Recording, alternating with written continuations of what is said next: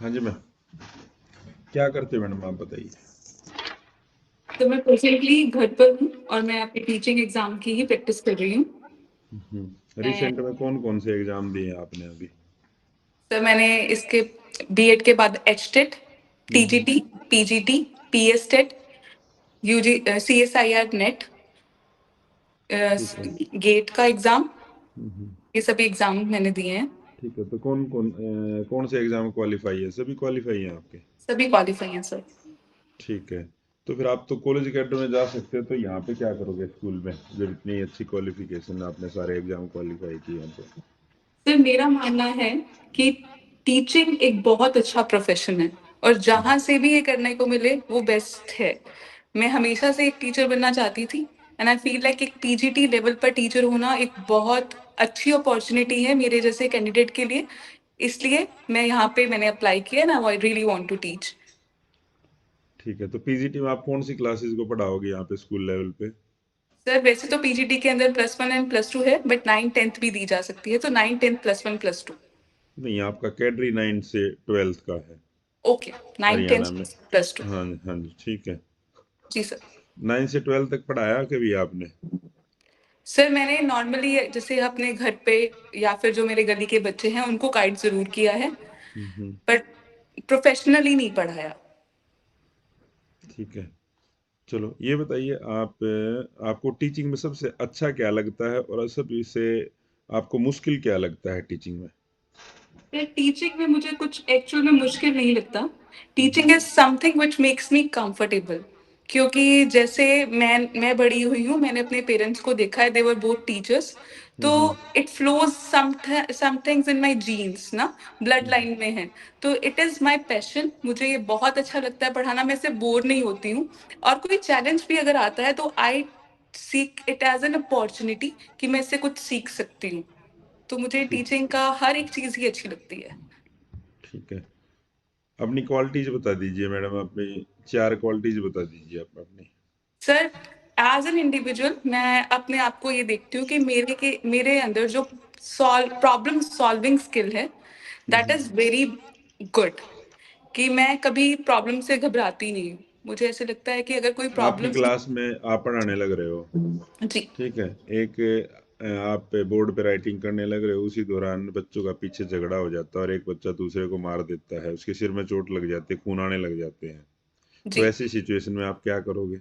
Sir पहले तो मैं जो फर्स्ट एड है, पहले तो मैं इमीडिएट इफेक्ट से उसको फर्स्ट एड दिलवाऊंगी। हम्म।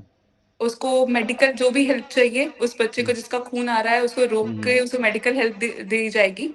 हम्म। उसके बाद आफ्टर ऑल इट्स जब सेटल डाउन हो जाएगा तब I take into the hmm. Matter into hmm. Consideration कि क्या दिक्कत आई, क्यों वो लड़े, क्या ठीक कारण है। था। एंड आई ठीक है। Try to bring positive changes in ठीक। द क्लास ठीक। ताकि आगे से ये ना हो पाए। ठीक है, 1 मिनट रुकना। हेलो, हाँ जी मैडम, आपका टाइम था, आपने उस टाइम पे फोन स्किप कर दिया, आए नहीं आप, कॉल उस पर ज्वाइन नहीं किया। हाँ चलिए। नहीं, अब तो नहीं मैडम, 7:30 बजे के बाद कीजिए, अब मैं मैसेज करूँगा दूर कर, कल चल, ठीक है।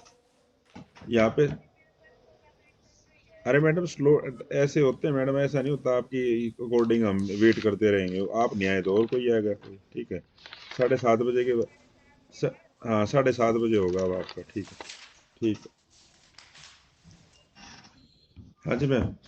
जी सर। ये बताइए आप, स्टेम क्या है? एनईपी 2020 के अंदर स्टेम की बात करते हैं, STEM। सर STEM मतलब science technology engineering and mathematics.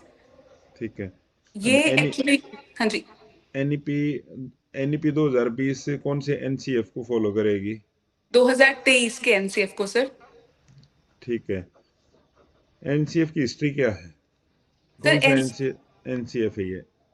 Sir N कौन सा सर इसके पहले 2005 का एनसीएफ था जिसको हम अभी तक फॉलो कर रहे हैं। हम्म। उसके ये एनसीएफ लाया गया था to make certain changes in our education policy of. Starting में पहला NCF कौन सा था?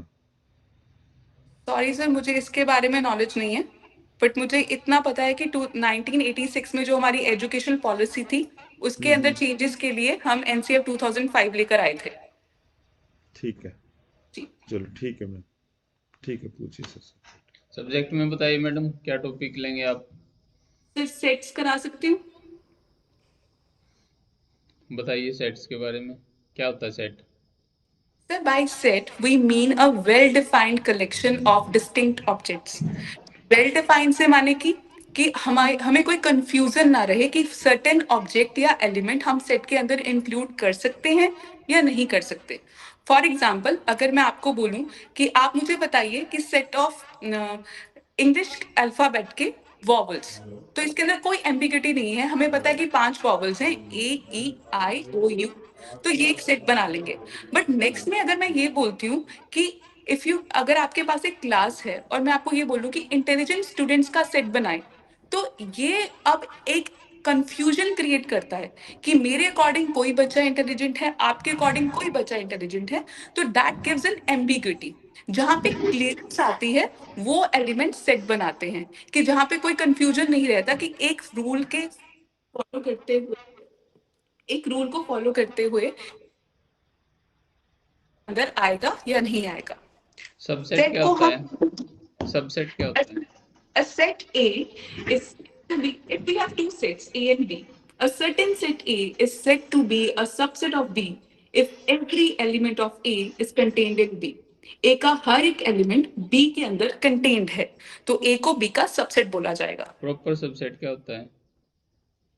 प्रॉपर सबसेट होता है कि if every element of A is contained in B, but there exists some element of B which is not in A। मतलब माने कि ए बी के अंदर कंटेंट है और बी ए से एक बड़ा सेट है। मैं वेन डायग्राम बना सकती हूँ सर इसके अंदर। कुछ हम ट्रिवियल सबसेट्स बोलते हैं कि ये ट्रिवियल सबसेट्स है, क्या होते हैं वो? सर ट्रिवियल सबसेट्स दो होते हैं किसी भी सेट के, एक फाई और एक वो खुद सब, एक खुद सेट। फाई हर एक सेट का सबसेट होता है और एक सेट खुद भी अपना सबसेट होता है। These two sets are non as trivial और इम्प्रॉपर सबसेट्स। लेकिन वो नॉन एम्प्टी होना चाहिए तभी होंगे ना दो। नहीं सर, जब अगर हम वो अगर वो खुद में एम्प्टी सेट है तो उसके दो कैसे होंगे सबसेट? खुद में नॉन एम्प्टी, जी सर श्योर सही है। एक एम अच्छा, जो एम्प्टी सेट है आपने जी कहा वो हर एक का सबसेट होता है, जी जी क्या एम्प्टी सेट किसी सेट का एलिमेंट भी हो सकता है? जी, पावर सेट का एलिमेंट हो सकता है, क्योंकि बिना पावर। पावर बिना पावर सेट का वैसे नॉर्मल कोई सेट है तो उसमें एज ए एलिमेंट हो सकता है वो? जी सर। जैसे एग्जांपल बताइए कोई। जैसे मैं अगर मैं पावर सेट ना लेके कुछ सबसेट्स ले लूं किसी सेट के और उनका सेट बना लूं और उसके अंदर एम्प्टी सेट को डाल लूं, तो वो एम्प्टी सेट उस सेट में इंक्लूड हो जाएगा। नहीं, मैं कह रहा हूँ कि उसके अंदर सारे सबसेट्स नहीं लेने। सारे सबसेट्स नहीं लिए सर, एक नहीं, एम्प्टी कोई आपको और कोई भी सबसेट नहीं लेना, तो कोई एग्जांपल बताइए। एम्प्टी सेट एक खुद का सबसेट होगा। एक ऐसा सेट बताइए जी जिसका एक एलिमेंट एम्प्टी सेट हो और बाकी के एलिमेंट्स कुछ और एलिमेंट्स हैं।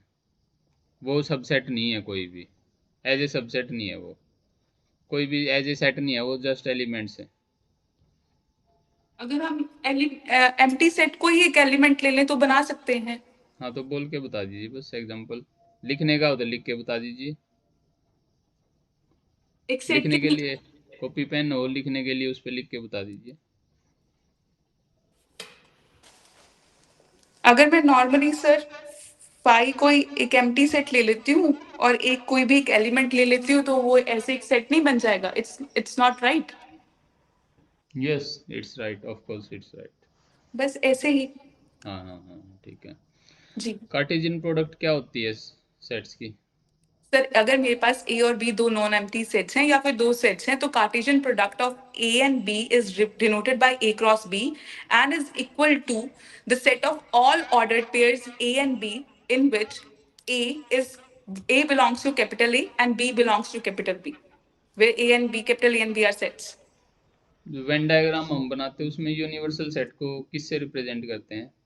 सर रेक्टेंगल से रिप्रेजेंट करते हैं, और उसके जो सबसेट्स हैं उनको? उनको सर्कल से और उनके एलिमेंट्स को डॉट से अंदर। ए माइनस बी को वेन डायग्राम में रिप्रेजेंट कीजिए। पहले sir a minus b is equal to the set which is formed by deleting the elements of b from a.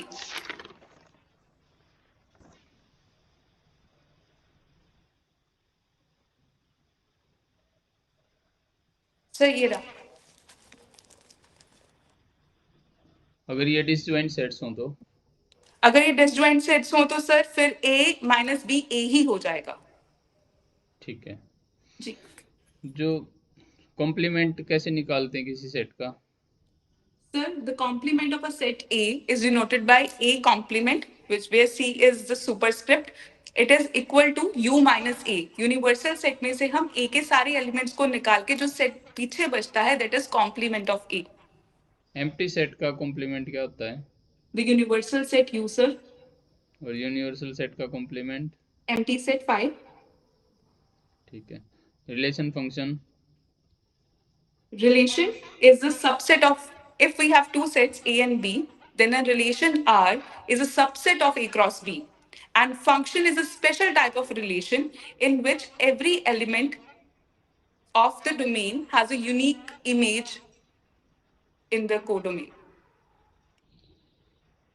इन दोनों की डोमेन में, रिलेशन के डोमेन में और फंक्शन के डोमेन में क्या अंतर होगा?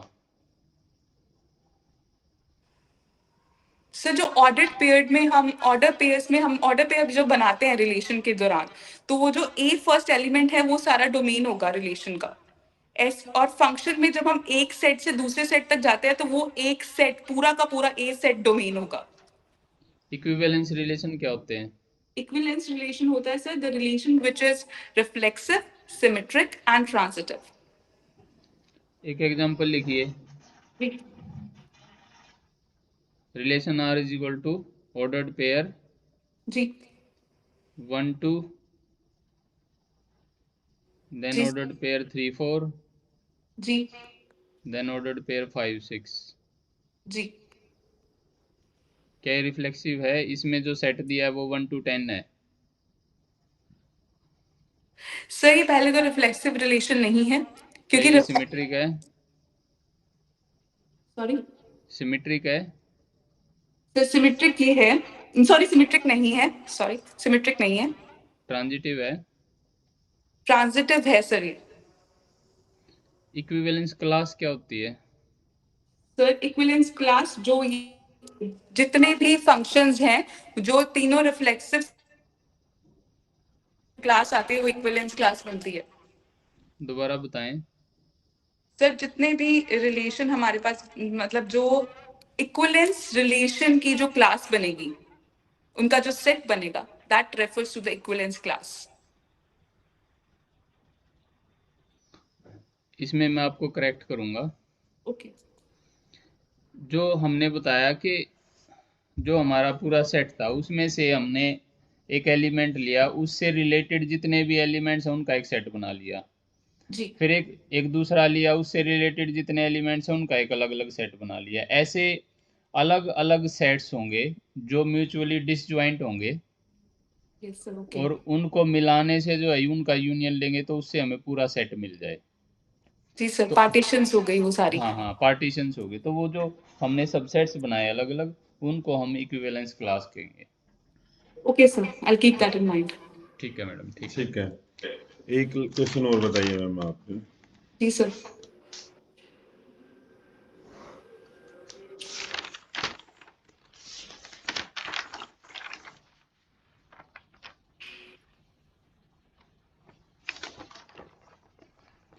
जो ये एजुकेशन पॉलिसी है अपनी, ये हरियाणा के अंदर कब से इम्प्लीमेंट हो जाएगी?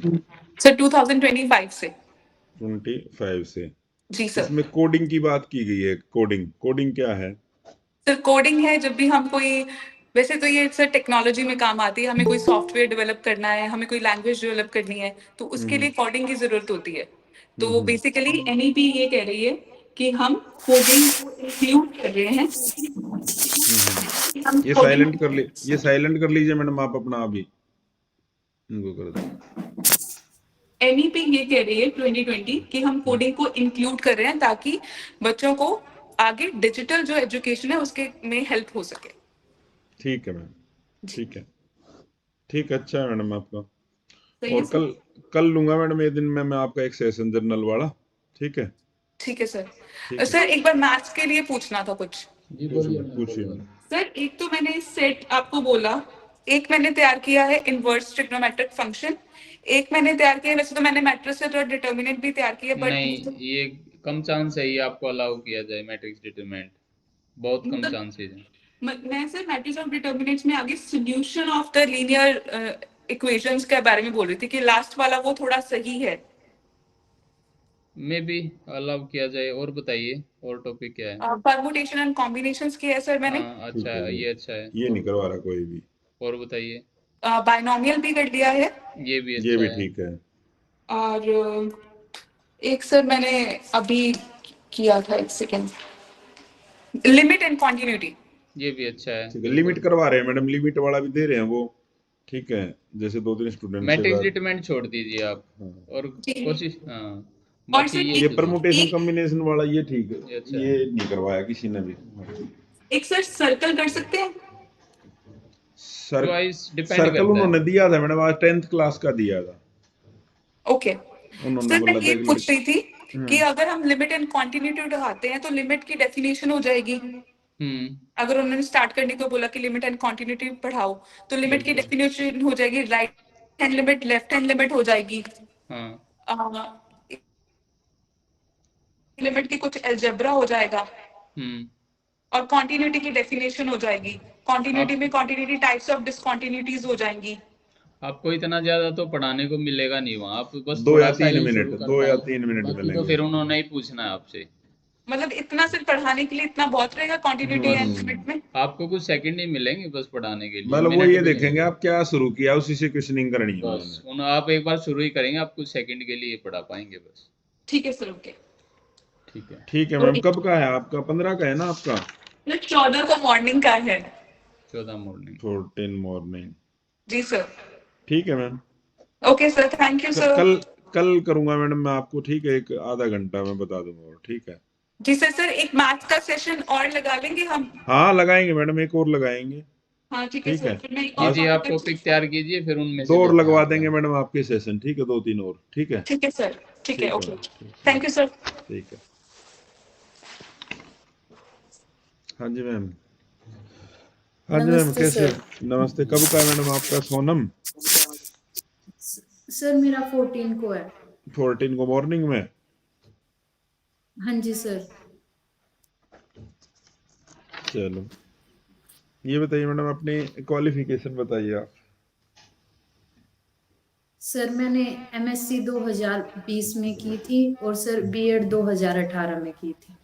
ठीक है, तो अब तक काफी टाइम हो गया, अब क्या करते हो?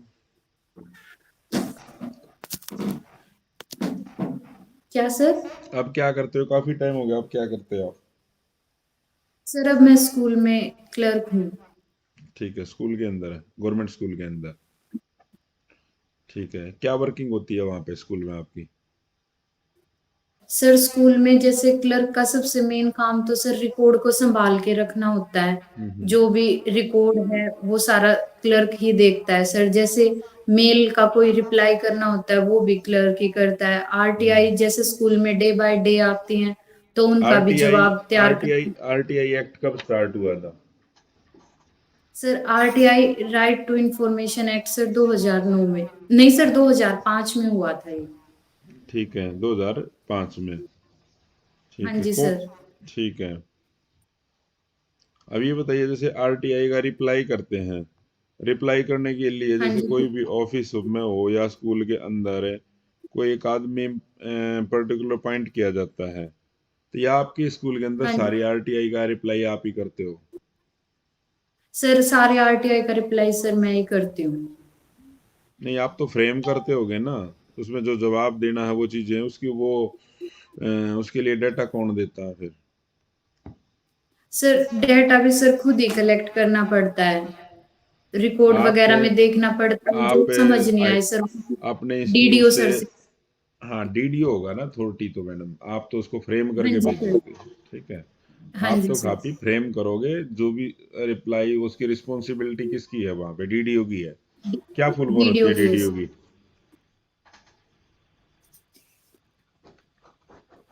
डीडीओ की फुल फॉर्म क्या होती है? सर भूल गई सर मैं। चलो कोई नहीं। चलो ये बताइए, आप टीचर क्यों बनना चाहते हो?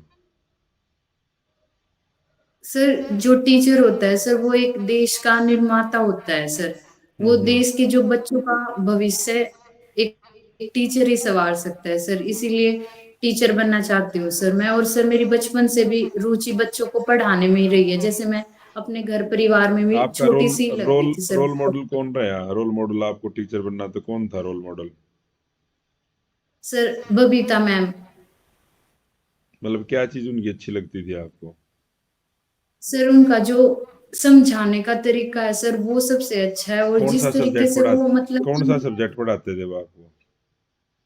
Babita ma'am sir GK. GK तो स्कूलों में होता ही नहीं था।